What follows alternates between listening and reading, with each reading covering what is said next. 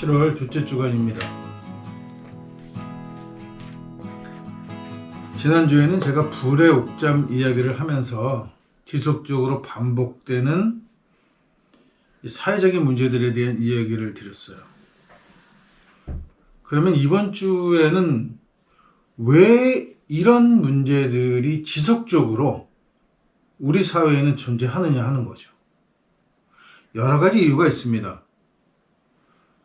그 중에서 가장 큰 영향을 미친 것은 뭐냐 하면 36년간 식민지 기간이 있었고 그 기간에 이민족이 다른 민족에게 지배를 당하면서 한국 민족의 정체성이 상실되어 버리는 거예요. 이도저도 아닌 공백기를 겪고 나서 해방이 되고 해방이 되면서 이승만 정권이 들어서면서 친일 매국 같은 것들이 청산되어지지 못하고 이것이 지속적으로 이어져 내려온 이 사회 문화가 결국은 시간이 지나니까 벌써 이게 1945년에 해방이 됐는데 벌써 시간이 많이 흘렀잖아요. 벌써 한 세대, 두 세대, 또 다음 세대까지, 세 세대까지 이렇게 세대가 몇 번을 변하게 되면서 10년이면 강산이 변한다고 하는데 벌써 이렇게 오랜 시간 동안 잘못되어진 관습들이 이게 굳어져서 하나의 정체성이 되어버리는 거죠. 이렇게 되면 이걸 바꾸는 거는 이 굳어진 시간보다 몇 배의 노력을 해야 바뀔까 말까 하게 됩니다. 여러 가지 요인들이 좋지 않았어요. 좋았던 요인들은 사실 별로 없습니다. 문명은 발달했는데 전 세계적으로 삶의 질은 어느 정도 예전에 비해서 많이 좋아지기는 했는데 우리가 사는 세상은 그닥 긍정적이지 않아요. 미래가 밝지 않다는 거죠. 환경 오염도 심각하고 생태계가 무너지면서 이제 며칠 전에도 비가 어마어마하게 왔잖아요. 이렇게 옛날과는 다른 형태의 자연현상도 일어나고 결국은 이 모든 잘못된 중심에 인간들이 존재하는데 전 세계적인 문제를 접어두고 한국 내에서의 이 인간들의 문제를 뭐냐 하는 것을 명확하게 이야기하지 않으면 결국은 같은 일은 또 반복될 거라는 거죠. 요즘 정치판이나 혹은 세상을 보면 정말 뭐라 그럴까? 이게 가관이에요. 정일가경입니다. 방송위원인가? 이런 데 나온 사람이 좌파, 우파를 나누어서 아주 열변을 토하면서 이 세상은 마치 좌파 때문에 망하는 것처럼 이야기해요. 그런데 아이러니하게도 역사는 좌파 때문에 이 정도로 유지되고 있는 거예요. 철저한 자본주의로 다 망가져 갈 때 복지라는 개념이 생겨나고 평등이라는 개념을 만들어낸 거는 좌파 개념이에요. 우파 개념이 아니란 말이에요. 우파는 지배하는 개념이죠. 아마 그런 변화가 없었다면 지금 우리는 여전히 왕조 시대에 살고 있을 거예요. 여전히 제국주의 침략으로 식민지화된 사회에서 살고 있을 거고 식민지는 피부색이 다르다는 이유로 문화가 다르다는 이유로 여전히 노예 같은 삶을 살고 있었을 거란 말이에요. 이런 것들을 깨트리는데 좌파의 영향이 컸어요. 우파는 이런 생각을 하지 않습니다. 우파는 안정적이고 자기네들이 가져왔던 기득권적인 생각을 절대 버리지 않는 걸 의미하는 거예요. 이 대표적인 우파가 기독교입니다. 기독교는 개혁파가 아니에요. 이게 카톨릭에서 개신교로 종교 개혁을 하면서 마치 기독교가 뭔가 새로운 것을 하려는 새로운 정신인 이런 개척 정신인 이런 거를 가지고 있는 거로 착각하는 거죠. 종교 개혁은 그냥 가톨릭이 교황 중심으로 해먹던 건 싫고 이제 우리는 우리끼리 해먹을래 하는 유럽 내에서 밥그릇 싸움으로 일어난 일이에요. 이게 종교적인 진리와는 아무 상관이 없단 말이에요. 바뀐 게 아무것도 없어요. 신부라고 하는 사제들이 해먹던 걸 목사가 해먹고 있는 것 뿐이고, 이 바티칸이라는 교황청이 혼자서 독점해서 해먹던 걸 이제 각기 교단들이 나눠져서 교단들이 헤쳐먹고, 이 교단들이 헤쳐먹는 것도 이제 조금 싫으니까 개교회가 헤쳐먹고, 이렇게 해서 해먹는 주체가 바뀌었을 뿐이지 기독교의 본질은 하나도 바뀌지 않았단 말이에요. 이와 같은 현상이 지금 한국 사회 전반에 걸쳐서 일어나고 있는 거예요. 제가 한국 사회를 망친 대표적인 주범으로는 군대를 꼽습니다. 학교와 군대를 꼽아요. 근데 군대 문화가 학교를 장악하면서, 그게 이제 식민지 기간 동안에 있었던 일이잖아요. 선생들이 칼 차고 군복 입고 애들 가리키면서 식민 국민으로 가리키려고 하는, 식민지에서 천황에게, 외왕에게 충성하는 국민을 만들어내는 교육을 하기 위해서 했던 그 학교 교육이 그대로 물려져 내려온 건데, 이 바탕에 뭐가 깔려있냐면 군대 문화가 깔려있는 거예요. 상명하복, 계급사회, 이런 것들이 깔려있는 거예요. 요즘 이걸 제가 전폭적으로 지지하는 건 아닙니다. 사병들 월급을 올려줘서 사병들 월급이 부사관이나 장교 월급보다 많아지게 되니까 그것 때문에 ROTC 애들이 하다 그만두겠다, 육사도 자퇴한다, 군의관도 어쩌고, 이런 얘기들을 많이 해요. 그래서 제가 이런 거에 대해서 이야기를 하면 책임이 다르고 뭐가 다른데 당연히 월급 체계도 달라야 되지 않느냐, 이런 얘기들도 해요. 이런 개념 자체가 전근대적이고 식민 교육의 영을 그대로 받고 남아 있는 거예요. 군대는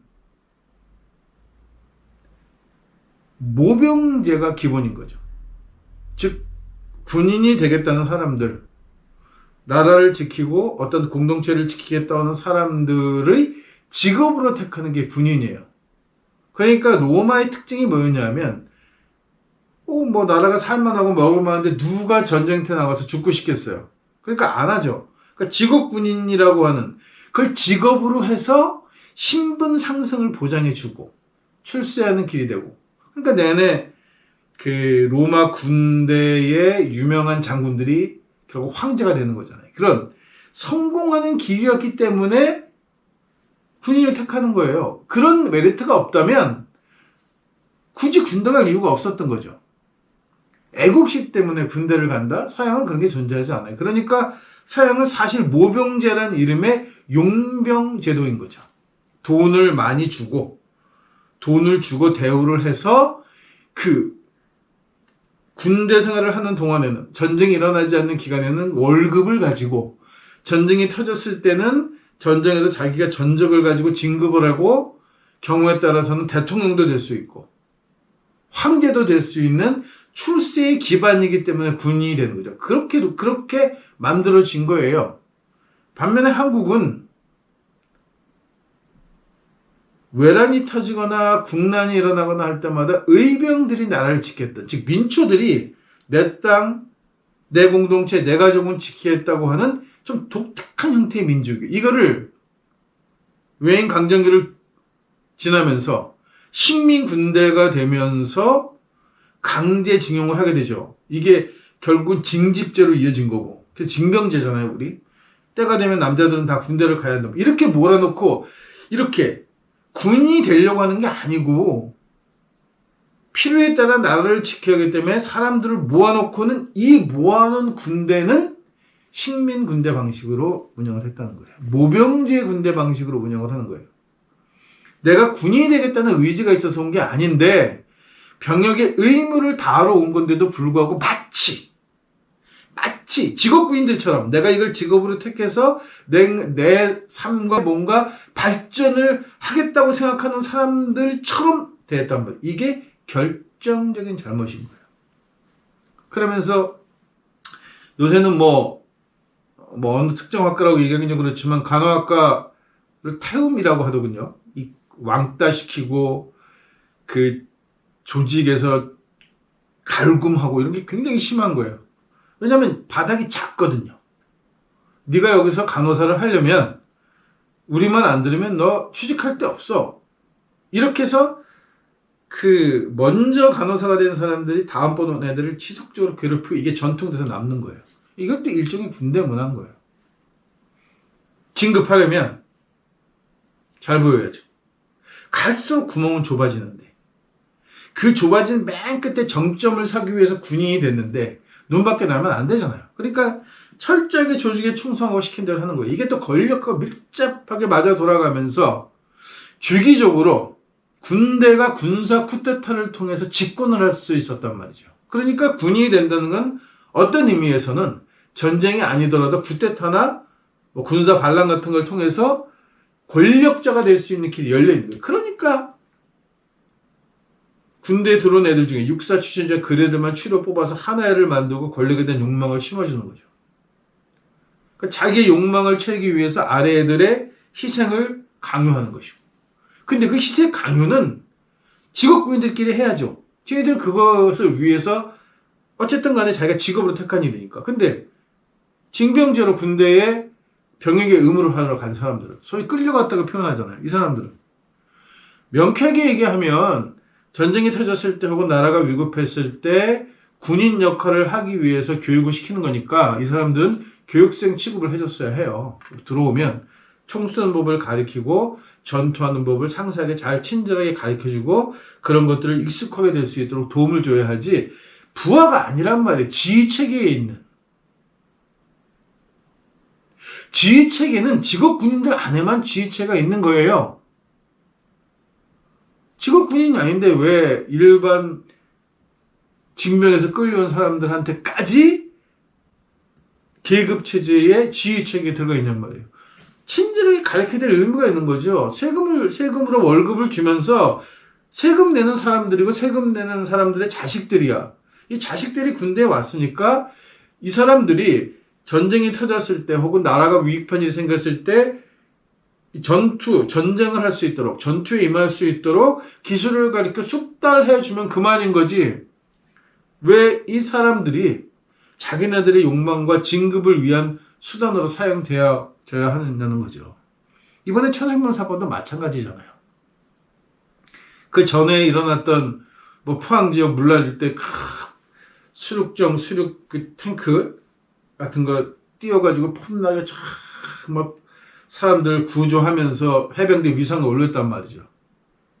그리고 이번에도 수색하면서 해병대 우리 해병대가 이런 거 하고 있어 이런 거를 하려다가 결국 무리하게 깊은 물에 들어가게 하고 해병대 빨간 옷이 안 보인다고 구명조끼도 안 입히고 이러면서 결국은 사람이 죽었잖아요. 최상병이 죽었단 말이에요. 당연한 일이 아닙니다. 이 죽음이.